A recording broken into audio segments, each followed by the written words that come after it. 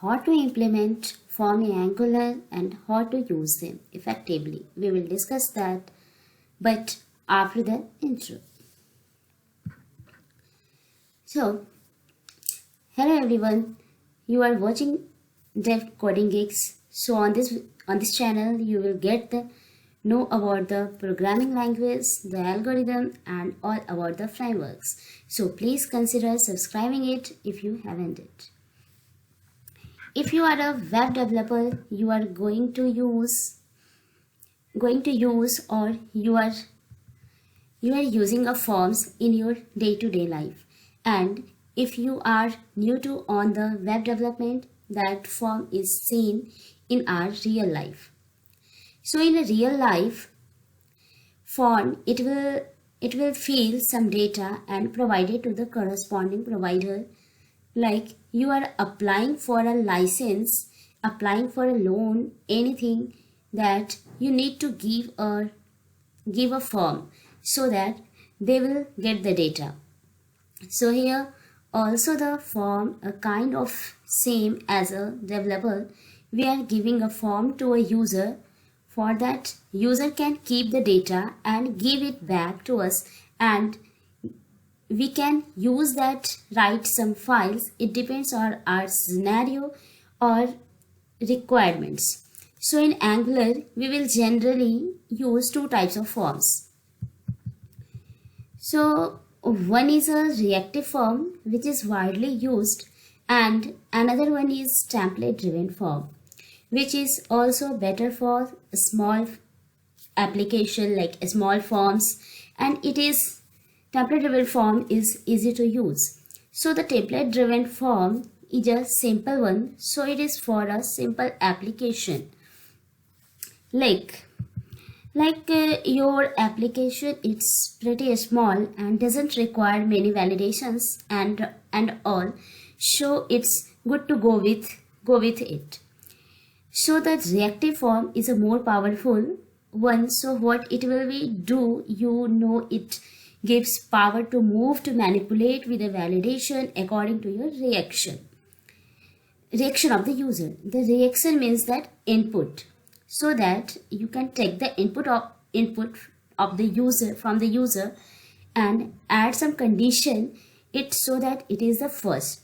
Some field may require AD and user adds some data according to those fields.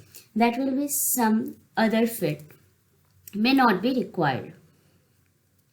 So let's start with coding.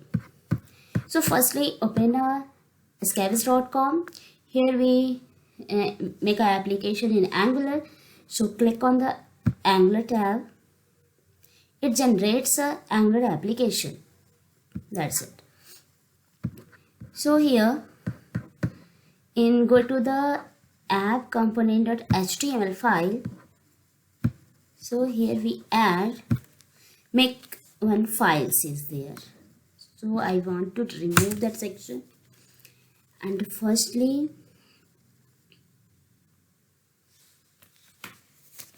take one div.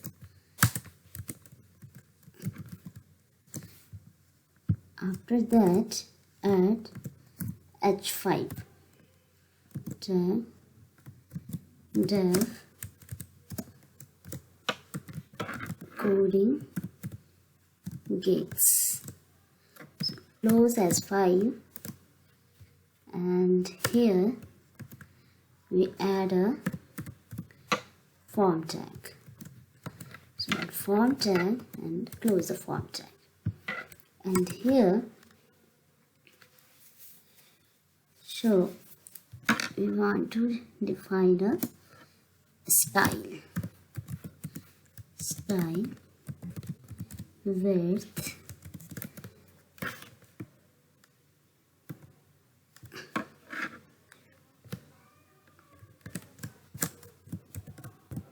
50% and margin auto, and we add input type equals to text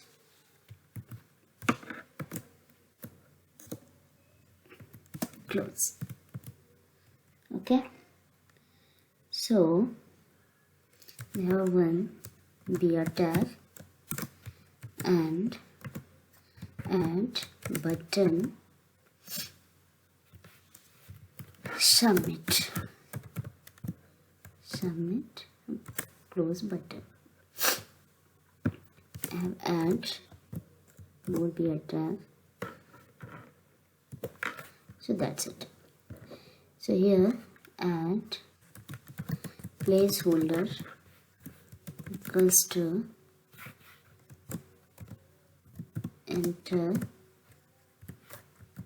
your name. Enter your name.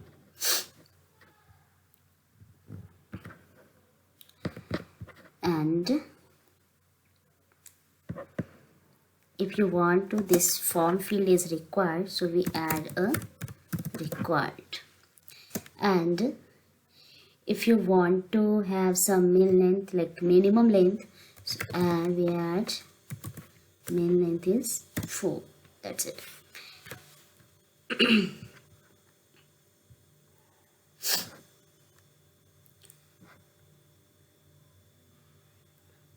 And now comes into the code is you give an ng model here and assign that the ng model adds a name when form the variable. And what I am doing, I am giving a id here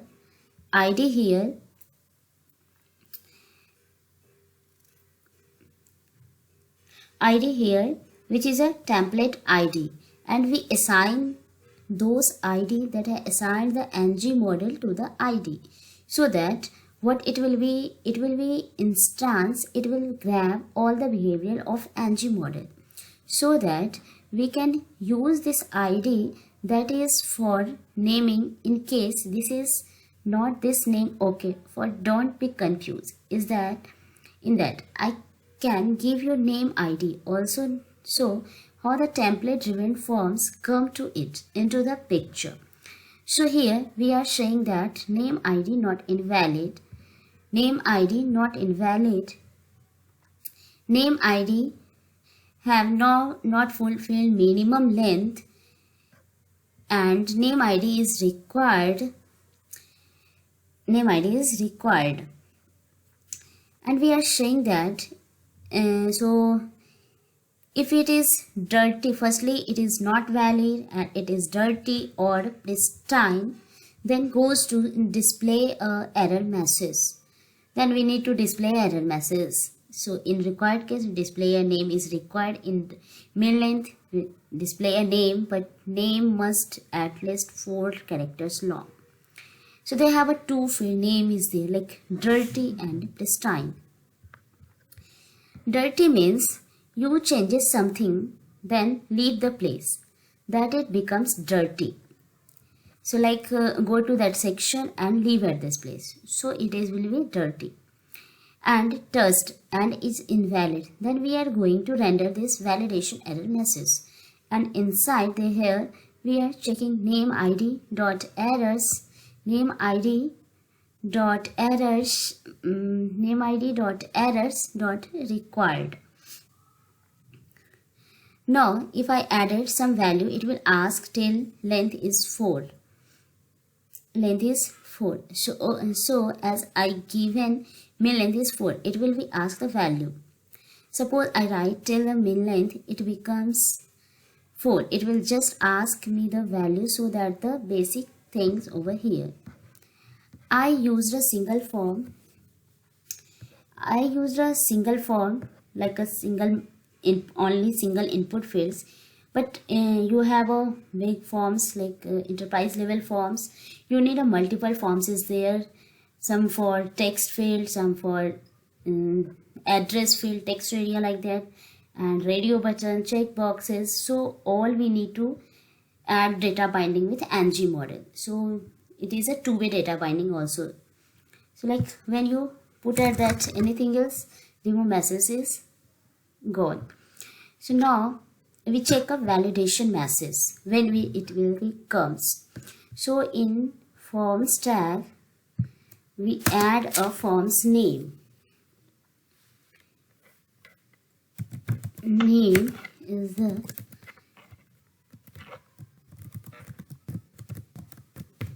application form and assign also ID. Application form equals to ng form. Here type is submit, so here Angular method is there, ng submit, ng submit is, so firstly is check a validation, so write form name dot valid and click method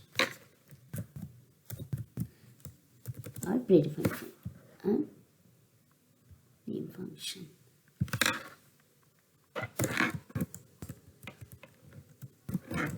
Submit forms. So click copy and define a function here at alert.